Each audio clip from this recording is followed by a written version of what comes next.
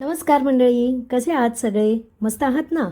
तर आजपासूनच सुरू झालेला आहे मार्गशीर्ष गुरुवारची महालक्ष्मीची पूजा आणि आज आहे पहिला गुरुवार. तुम्हा सगळ्यांना पहिल्या गुरुवारच्या मंगलमय शुभेच्छा. तर पहिला गुरुवार म्हटलं की उत्सुकता असतेच की आज आपण देवीला असं रूप देऊया, तसं रूप देऊया. तर मी देवीचरणी हीच प्रार्थना करीन की आपल्या सगळ्या मैत्रिणींना ज्या ज्या ही पूजा मांडतायत त्यांना भरपूर एनर्जी देऊ, काम करण्याची शक्ती देऊ. कारण कसं आहे ना, काम करण्याची शक्ती असेल ना तर गोष्टी सगळ्या मॅनेज होतील. शक्तीच नसेल, ऊर्जाच नसेल तर कसं करणार, नाही का? तर चला आपण असं छानशा व्हिडिओला सुरुवात करूया.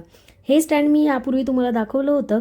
तर ह्या स्टँडला थोडीशी म्हणजे देवीच्या मांडणीची हाईट होण्यासाठी मी हे स्टँड बनवलं होतं.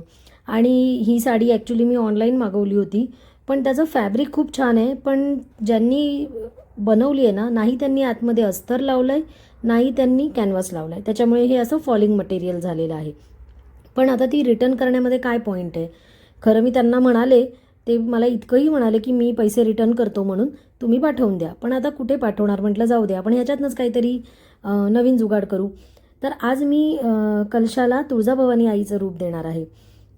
आणि ही साडी मी एक आतमध्ये परकरसारखं म्हणून हे वापर केला आहे. आणि हे मी नवीन वस्त्र आणलेलं कॅनव्हासवालं, ते पिवळं वस्त्र मी देवीला परिधान केलं आहे.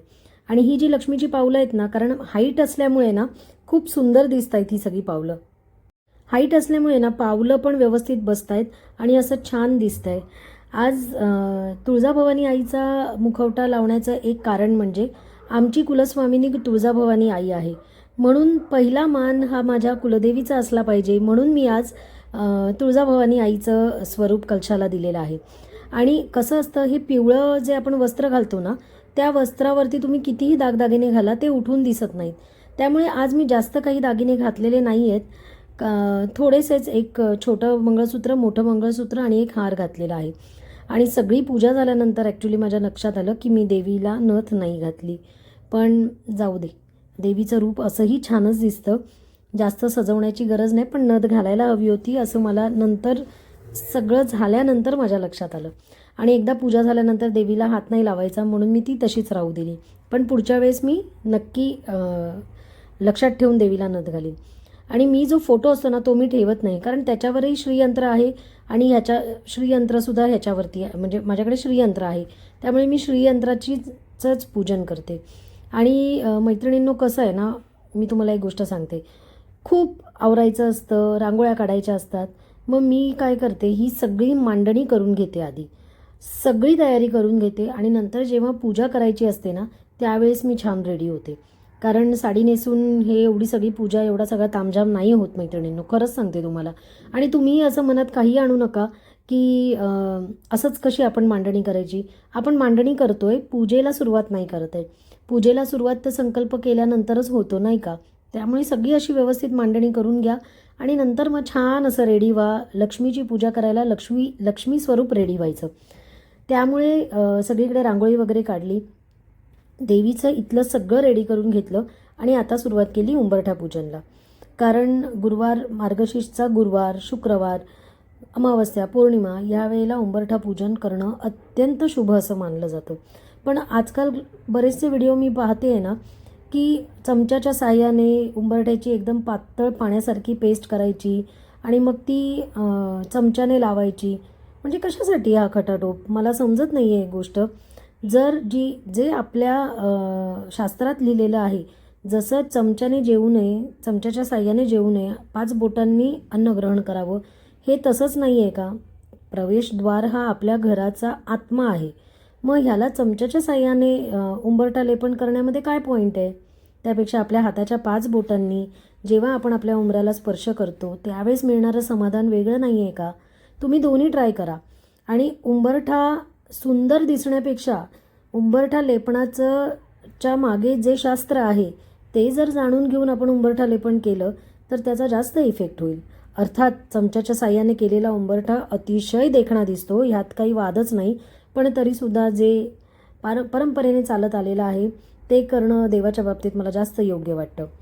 इथेसुद्धा छोट्या लक्ष्मीची पावलं काढली आणि तयार व्हायला मी सुरुवात केली.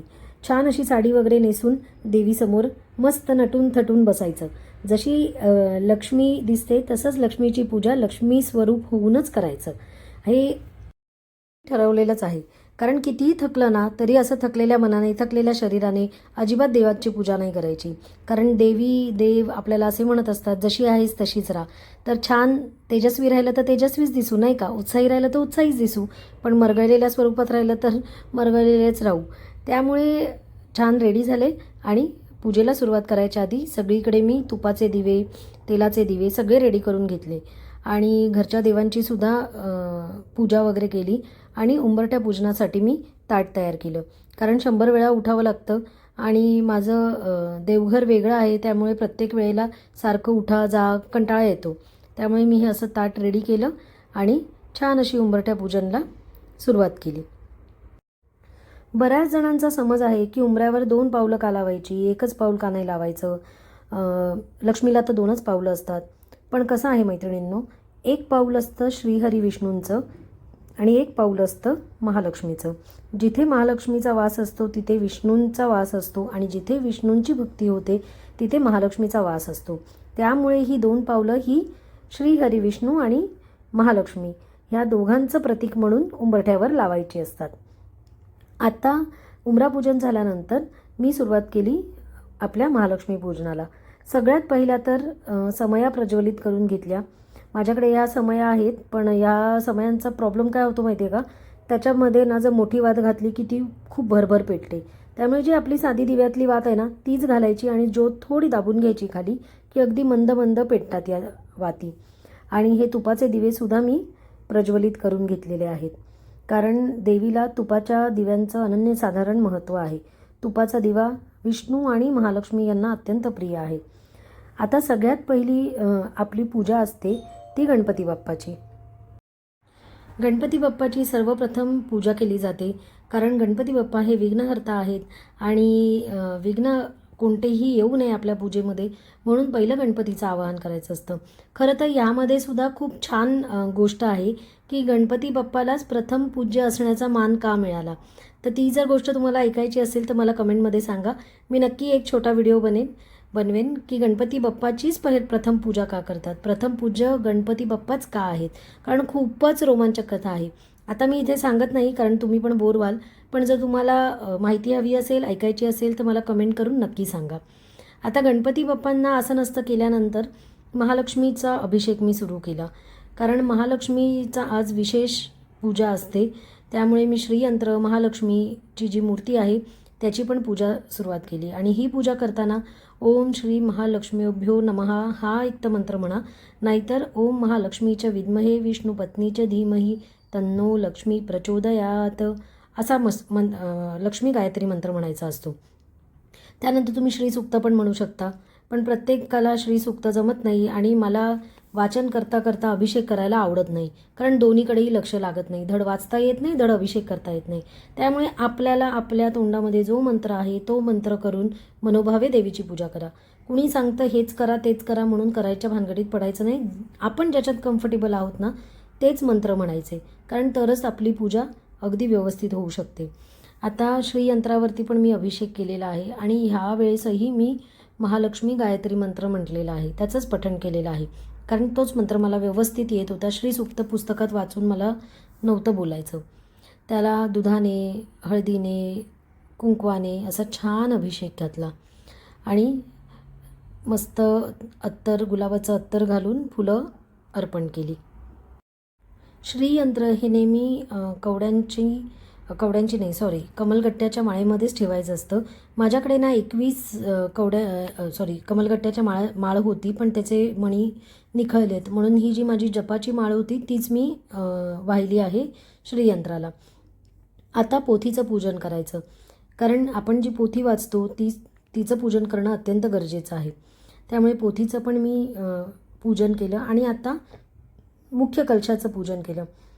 देवीला फुलाच्या साह्याने स्नान घातलं, हळद कुंकू लावलं आणि वेणी अर्पण केली. ही वेणी मी स्वतःच विणलेली आहे. मला बाजारातल्या वेण्या आवडत नाहीत, त्या छोट्या छोट्या असतात, उगाचच काहीतरी लटकवल्यासारख्या दिसतात. त्यामुळे मी ही वेणी स्वतःच बांधते. त्यानंतर कवड्यांची ज्या लक्ष्मी स्वरूप कवड्या आहेत त्यांची पूजा केली आणि देवीला साखरेचा नैवेद्य दाखवला. नंतर जेवणाचा नैवेद्य मी नंतर दाखवणार आहे. पण पूजे आणि पोथी वाचनाला सुरुवात केली, कारण पोथी वाचायच्या आधी नैवेद्य दाखवणं गरजेचं आहे. मग तुम्ही दूध साखर, खडीसाखर, शेंगदाणे, फुटाणे कोणताही नैवेद्य असू द्या, तो तुम्ही दाखवू शकता. नंतर जेवणाचा नैवेद्य दाखवायचा आणि छान अशी पोथी वाचायला सुरुवात केली. लहानपणीची ही आठवण आहे, माझी आई पोथी वाचायची आणि आम्ही तिघी बहिणी ऐकायचो. तर ती पोथी इतकी तोंडपाठ झाली आहे ना, आता पोथी नसेल ना तरीसुद्धा ती कथा वाचता येईल असं झालं आहे. अगदी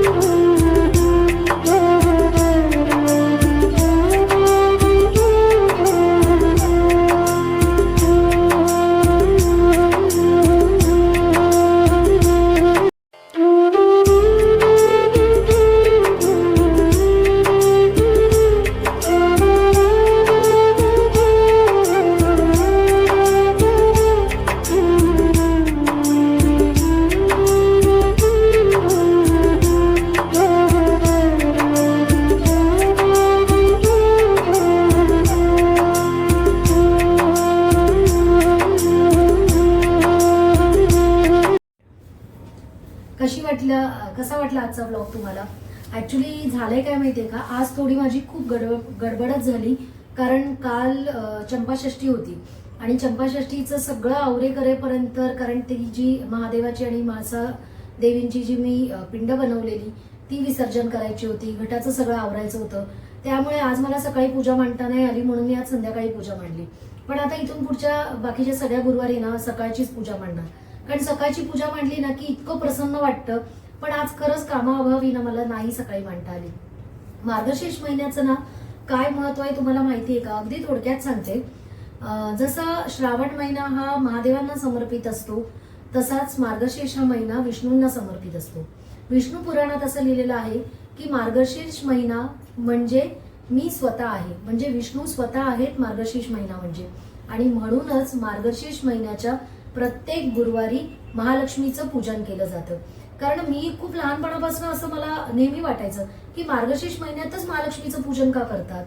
तर आता काही गोष्टी मी वाचतेय, काही ऐकतेय, काही पाहतेय, त्याच्यामुळे आता एक एक गोष्टींचा ना उलगडा हळूहळू होतोय. कारण आपल्याला ना प्रत्येक वेळेला ना स्टोरीज माहिती असतात, पण त्याच्या बॅक स्टोरीज नाही माहिती असतात. तर त्या बॅक स्टोरीजसाठी ना वाचन असायला हवं, किंवा काही व्हिडिओज जे असतात, जे इन्फॉर्मेटिव्ह व्हिडिओज असतात ते व्हिडिओज पाहणं, वाचन. पण सगळ्यात महत्त्वाचं म्हणजे वाचन. कारण तुम्ही ज्या ॲनिमेटेड किंवा ज्या काही सिरियल्स वगैरे बघता त्याच्यामध्ये खूप 10% नॉलेज असतं, पण जेव्हा आपण वाचन करतो त्यावेळेस आपल्याला 100% नॉलेज येतं. त्यामुळे ह्या वर्षी असं वाचन जसजसं वाढतंय तसतशा गोष्टी मला एक एक समजत चालल्या आहेत. तर किती छान आहे की नाही आपली संस्कृती, की प्रत्येक महिन्यामध्ये काही ना काहीतरी सण असतात, उत्सव असतात. पूर्वी असं वाटायचं दिवाळी झाली की सण संपले, पण बघा ना असं नाहीये. दिवाळी झाली की येतात खंडोबाचे षडरात्र, महालक्ष्मीची पूजा येते मार्गशीर्षी, ते कुठे नाही होत आहे तर महाशिवरात्र येते, होळी येते, गुढीपाडवा येतो. प्रत्येक महिन्याला ना कोणतं तरी वैशिष्ट्य आहे. त्यामुळे मला तर माझी संस्कृती खूप आवडते. म्हणजे कुणीही म्हणेल ना की, पण कसं असतं, आपण ज्या संस्कृतीत आहोत, आपण ज्या कल्चरमध्ये आहोत ते सोडता कामा नये. त्यामुळे प्रत्येक सणाचं महत्त्व जाणून घेऊन मग त्याची पूजा करणं, ह्याच्यात एक वेगळंच समाधान आहे. तर कदाचित बोर केला असेल मी तुम्हाला, पण तरी सुद्धा हा व्लॉग कसा वाटला तुम्हाला मला कमेंट करून नक्की सांगा. आणि विशेष या पूजेमधलं तुम्हाला काय आवडलं हे सुद्धा सांगा. तर चला आता भेटूया पुढच्या व्हिडिओमध्ये. तोपर्यंत आनंदी राहा, उत्साही राहा, निरोगी राहा आणि सगळ्यात महत्त्वाचं म्हणजे खूप खूप खूप खुश राहा. भेटूया नेक्स्ट व्लॉगमध्ये. तोपर्यंत बाय बाय.